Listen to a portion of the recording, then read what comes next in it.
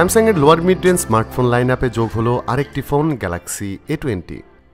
2019-এ release হওয়া তাদের M series এবং এ সিরিজের ফোনগুলো দেখলেই বোঝা যায় স্যামসাং বাজেট ফোনগুলোর ব্যাপারে এখন বেশ ভালো রকম সিরিয়াস।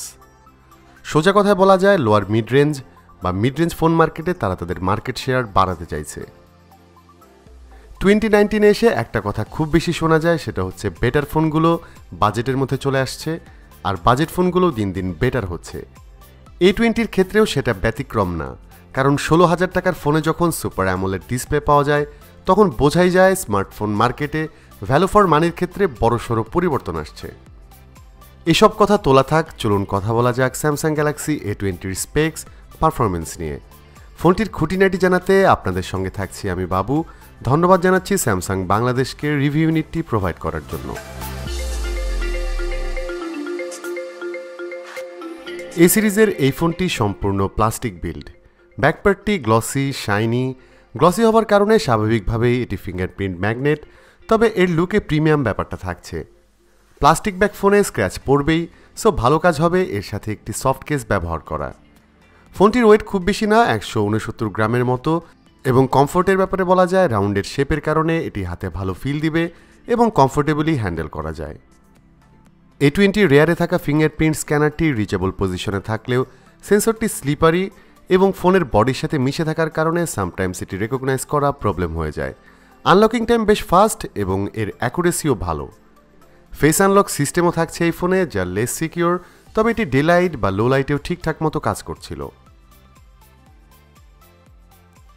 এই বাজেটের ফোনে USB Type-C দেখে ভালো লাগলো এবং আরও ভালো লাগলো এটি 15 ওয়াট ফাস্ট চার্জিং সাপোর্ট করে।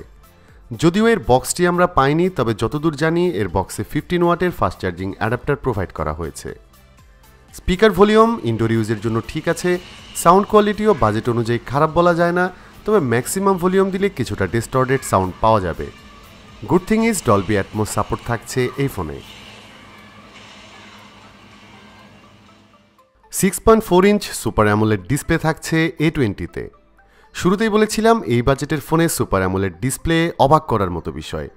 IPS প্যানেলের চেয়ে অ্যামোলেড কতটা বেটার সেটা অনেকেরই জানার কথা। এর কালার খুবই পাঞ্চি, ব্ল্যাক লেভেল খুবই ডিপ এবং ভিউইং অ্যাঙ্গেলও অনেক বেশি ওয়াইড। তবে হতাশ হয়েছি যখন দেখলাম এতে থাকছে HD+ অনলি প্যানেল, মানে এর রেজুলেশন 720x1560। এই প্যানেলের কালার রিপ্রোডাকশন খুবই ভালো হলেও ক্লোজ থেকে দেখলে ক্লারিটির ঘাটতি চোখে পড়বেই। ডে টু ডে ইউজে এটা খুব একটা বদার না করলেও ইউটিউব বা অন্যান্য স্ট্রিমিং সাইট থেকে 720p এর চেয়ে হায়ার রেজুলেশনের ভিডিও দেখা যাবে না। অন্যদিকে A20-তে থাকছে wide vine L1 certification. V শেপের নচ থাকছে এই ফোনে, যা সেটিংস থেকে হাইড করে রাখা যায় এবং বেশিরভাগ অ্যাপই নচ অপটিমাইজড।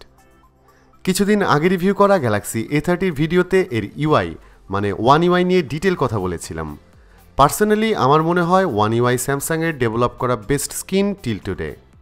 অ্যান্ড্রয়েড 9 পাই বেসড এই UI খুবই অপটিমাইজ, ইন্টারঅ্যাক্টিভ এবং ইউজার ফ্রেন্ডলি।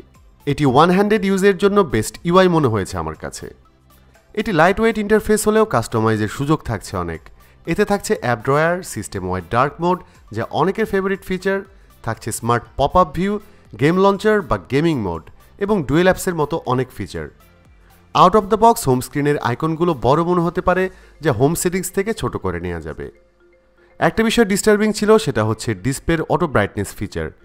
এতে অলমোস্ট সব প্রয়োজনীয় সেন্সর থাকলেও থাকছে না লাইট সেন্সর, যে কারণে অটো ব্রাইটনেস ফিচারটি খুব একটা ইন্টারঅ্যাক্টিভ ছিল না। সামটাইমস ম্যানুয়াল সেটিংসটাই হেল্পফুল মনে হচ্ছিল। গ্যালাক্সি A20-তে থাকছে 3GB অফ র্যাম এবং 32GB স্টোরেজ। দুটো সিম ব্যবহার করার পরও ডেডিকেটেড SD কার্ড ব্যবহার করতে পারবেন 512GB পর্যন্ত। চিপসেট হিসেবে এতে থাকছে Exynos 7884 অক্টাকোর প্রসেসর এবং Mali G71 GPU থাকছে এতে। এটি 1.6 GHz ক্লক স্পিডের প্রসেসর এবং ডেফিনেটলি হেভি গেমিংয়ের জন্য এটা আইডিয়াল ডিভাইস না। যদিও এর গিগবেঞ্চ স্কোর বা অ্যান্টুটু স্কোর প্রাইস রেঞ্জ হিসাব করলে হতাশ করবে না। আগে জানিয়েছি A20 display HD+ only, so পারফর্মের ক্ষেত্রে এর লোয়ার রেজুলেশন ডিসপ্লে কিছুটা বেনিফিট দিয়েছে। 3GB র্যাম থাকায় ডেইলি টাস্কগুলোতে স্মুথ পারফরমেন্স পেয়েছি। স্মুথ গ্রাফিক্স সেটিংসে পাবজির মতো গেমগুলো প্লে করা যাবে মোটামুটি ফ্রেম ড্রপ ছাড়াই।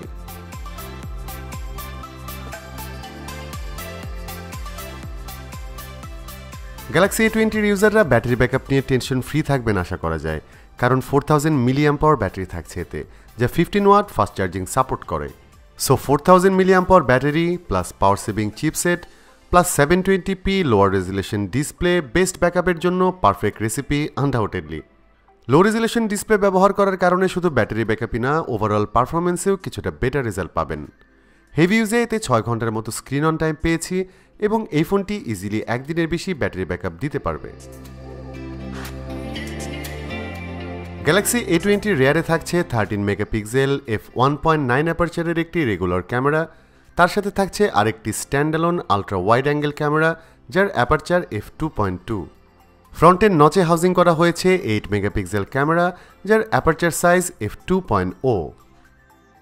ক্যামেরা ইউআইটি ক্লিন, যাতে থাকছে বিউটি মোড, লাইভ ফোকাস বা বুকে মোডের মতো ফিচার, থাকছে না স্লোমো বা টাইম ল্যাপস। এর ক্যামেরা ডেলাইটে বেশ ভালো ছবি তুলতে পারে, ছবির ক্লারিটি শার্পনেস ভালো, ডাইনামিক রেঞ্জ অ্যাভারেজ যেমনটা এই ধরনের প্রাইসের ফোনগুলোতে হয়ে থাকে। লাইভ ফোকাস মোডে তোলা ছবির এজ ডিটেকশন ভালো আর ব্যাকগ্রাউন্ড ব্লারও দেখতে ন্যাচারাল লাগে। ছবি তোলার সময় বা পরে ব্লার অ্যামাউন্টও সেট করে নিতে পারবেন নিজের মতো করে। তবে লো লাইট ক্যামেরাটি খুব একটা স্যাটিসফাইড করতে পারেনি আমাকে, কারণ কম আলোতে তোলা ছবির ডিটেল লস হয় প্রচুর, সামটাইমস গ্রেনের দেখাও পাওয়া যায়। আলট্রা ওয়াইড অ্যাঙ্গেল ক্যামেরা দিয়ে 123 degree field of view cover করা যায় এবং ডেপথ সেন্সর ব্যবহার না করে এ ধরনের স্ট্যান্ডঅ্যালোন ক্যামেরা ব্যবহার করা আমার কাছে বেশি প্র্যাকটিক্যাল মনে হয়। স্যামসাং গ্যালাক্সি A20-তে ফ্রন্ট বা রেয়ার ক্যামেরা দিয়ে ভিডিও করা যাবে 1080p রেজুলেশনে, ভিডিও কোয়ালিটি অ্যাভারেজ এবং কোনো স্ট্যাবিলাইজেশনও থাকছে না। গ্যালাক্সি A20 ডেফিনেটলি রেগুলার ইউজারদের জন্য পারফেক্ট একটি প্যাকেজ হতে পারে। আমাকে ইমপ্রেস করেছে এর সুপার অ্যামোলেড প্যানেল, ছিমছাম look, interactive user interface and obviously the battery backup. Performance নিয়ে রেগুলার ইউজাররা স্যাটিসফাইড থাকবেন আশা করা যায়, তবে হেভি ইউজারদের জন্য এই ডিভাইসটা নট দ্যাট পারফেক্ট। আর ক্যামেরা সেকশনেও প্রাইস অনুযায়ী A20 ছিল অ্যাভারেজ, নাথিং এক্সট্রাঅর্ডিনারি। বাংলাদেশে অফিসিয়ালি ফোনটি পাওয়া যাচ্ছে স্ক্রিনে দেখানো কালারগুলোতে, যার প্রাইস 16,000 টাকা। ভালো ব্যাপার হচ্ছে এই সিরিজের ফোনগুলো অনলাইন বা স্যামসাংয়ের স্টোরগুলোতেও পাওয়া যাবে। আজকের ভিডিও এখানেই শেষ করতে হচ্ছে। ভিডিওটি ভালো লাগলে please hit the like button, share করতে পারেন আপনার বন্ধুদের সঙ্গে, আর প্রতি সপ্তাহে নতুন ভিডিও পেতে সাবস্ক্রাইব করতে পারেন আমাদের চ্যানেলটি। দেখা হচ্ছে পরবর্তী ভিডিওতে রিভিউ কিংবা টিউটোরিয়াল নিয়ে। সবাই ভালো থাকবেন, অনেক ভালো।